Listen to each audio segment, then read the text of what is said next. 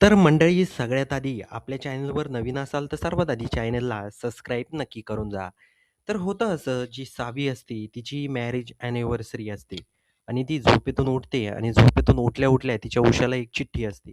त्या चिठ्ठीमध्ये लिहिलेलं असतं, की हॅपी मॅरेज अॅनिव्हर्सरी साबी असं लिहिलेलं असतं. ती खूप खुश होते, आवरून खाली येते.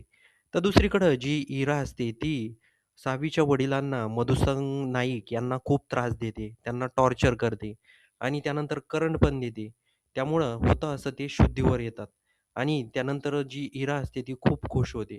त्यानंतर होतं असं, जी सावी असते ती अ, खाली येते. खाली आल्यानंतर धैर्य पाठीमागून सावीला पकडतो आणि बोलतो, "लग्नाच्या वाढदिवसाच्या खूप-खूप शुभेच्छा सावी तुम्हाला." त्यानंतर दोघेही एका ठिकाणी निघतात. जी सावी असते तिच्या डोळ्याला जो धैर्य असतो तो पट्टी बांधतो आणि पट्टी बांधून तिला बुलेटवर कुठेतरी घेऊन चालत असतो. इकडं जी इराच्या तावडीमध्ये सावीचे वडील असतात ते कसेबसे तिथून सुटतात. खुर्चीला बांधलेलं असतं त्यांना तिथून ते सुटतात आणि तिथून ते पळतात. आणि इकडं जो धैर्य असतो तो सावीला कुठेतरी घेऊन चाललेला असतो.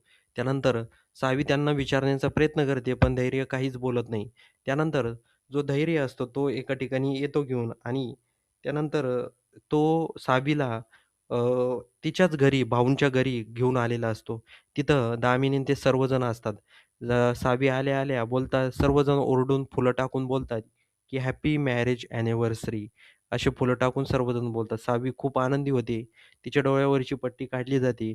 तिला खूप आनंद होतो. इकडं सावीचे वडील रस्त्याने इकडं-तिकडं पळत असतात. त्यांना काहीच सुधरत नसतं. आता बघूया येणाऱ्या पुढील भागामध्ये नेमकं काय घडतं? इरा पुन्हा आपल्या तावडीमध्ये त्यांना घेऊन जाते, की धैर्य आणि सावीला ते भेटतात. हे बघण्यासाठी चॅनलवर नवीन असाल तर सर्वात आधी चॅनलला सबस्क्राईब नक्की करून जा.